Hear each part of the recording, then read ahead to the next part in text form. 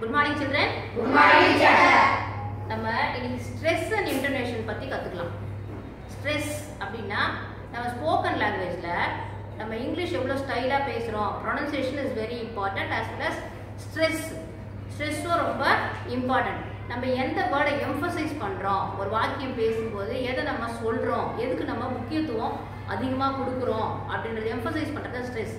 Intonation அப்படினு சொல்றது rising and falling of tone, அதுதான் இன்டோனேஷன். ஸ்போக்கன் லாங்குவேஜ்ல இது ரொம்ப இம்பார்ட்டன்ட். ஸ்போக்கன் லாங்குவேஜ்ல தான் இட்ஸ் பாசிபிள். ரிட்டன் லாங்குவேஜ் நம்ம எழுதுறதுல பாத்தீங்கன்னா அது பாசிபிலிட்டி இல்லை. ஒரு மீனிங்கை கன்வே பண்ணணும் அப்படின்னாக்கா நம்ம அதுக்கு ஏற்ற மாதிரி மாற்றி எழுத வேண்டியிருக்கும். இப்போ எக்ஸாம்பிள் பார்த்தீங்கன்னா நான் சொல்ல வரது என்னன்னு உங்களுக்கு நல்லா புரியும். இப்போ ஃபார் எக்ஸாம்பிள் இங்கே பாருங்க, John went for fishing yesterday. John went for fishing. Fishing என்னமா? மீன் பிடிக்க போனான். எஸ்டர்டே நேத்து. சோ இது ஒரு sentence. John went for fishing yesterday. இப்போ நான் வந்து ஸ்ட்ரெஸ் வந்து இங்க வைக்கிறேன். John went for fishing yesterday. அது என்ன மீனிங்ல சொல்றேன்னா, it is John who went for fishing yesterday. John தான் போனா மீன் பிடிக்க. ராமுவோ சோமுவோ இல்ல, ஜான் தான் மீன் பிடிக்க போனா. சோ நம்ம ஸ்ட்ரெஸ் இங்க ஜான்ல கொடுத்தோம்னா அந்த மீனிங் கன்வே ஆகும். சரியா? இப்போ John went for ஸ்ட்ரெஸ் வந்து ஃபிஷிங்ல கொடுக்கறேன்னு வெச்சுங்க. John went for fishing yesterday. John எங்க போனா? ஃபிஷிங், மீன் பிடிக்க தான் போனா. அவன் ஸ்விம்மிங்கோ கராத்தே கிளாஸ்க்கோ ஹார்ஸ் ரைடிங்கோ அதுக்கெல்லாம் போகல. ஜான் வந்து ஸ்விம்மிங்க்கு தான் போனா, ஃபிஷிங்க்கு தான் போனா. Okay, John went for fishing yesterday. இப்போ நான் இந்த ஸ்ட்ரெஸ் வந்து yesterdayல கொடுக்கறேன்னு வெச்சுங்க. I am emphasizing the word yesterday னு வெச்சுப்போம். இப்போ பாருங்க, John went for fishing yesterday. John எங்க போனா? ஜான் மீன் பிடிக்க போனா. எப்ப போனா? என்னைக்கு போனா? நேத்து போனா. போன வாரமோ முந்தா நேத்தோ அது போன வருஷமோ இல்ல, நேத்துக்கு தான் போனா. It's not John went for fishing yesterday, not last week or last year or last month. So இந்த எம்பசைஸ் கொடுத்தோம்னா அந்த மீனிங் கன்வே ஆகும். இது நம்ம ஸ்போக்கன் இங்கிலீஷ்ல தான் இந்த அட்வான்டேஜ் இருக்கு. ரிட்டன்ல நம்ம எழுதணும்னா அதுக்கு நம்ம 4 தடவை எழுதணும். இந்த ஒரு மீனிங்கும் கன்வே பண்றதுக்கு பிராக்கெட்ல இது எழுதினா தான் புரியும். இன்னொரு எக்ஸாம்பிள் பாருங்க, நான் என்ன சொல்றேன் இன்னும் கிளியரா புரியும். இப்போ for example, I can't make bread.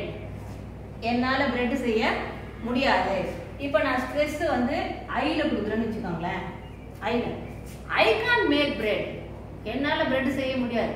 But you can. ஆனா உங்களால பிரெட் செய்ய முடியும். But he can, but she can, my mother can, my daughter can. மத்தவங்களால முடியும், ஆனா என்னால முடியாது. சோ ஸ்ட்ரெஸ் நான் நீங்க ஐல சொல்றேன்னு வெச்சுங்க. I can't make bread, but you can. உங்களால முடியும். இல்ல he can make, she can make அப்படி சொல்லணும். இப்போ அதே வாக்கியம் தான் பாருங்க. ஸ்ட்ரெஸ் வந்து I can't make bread. I can't, இப்போ நம்ம மேக்ல வைக்கலாம். emphasis, we are going to emphasize the word make. Stress எங்க போடுறோம்? மேக்ல. I can't make bread. என்னால பிரெட் செய்ய முடியாது.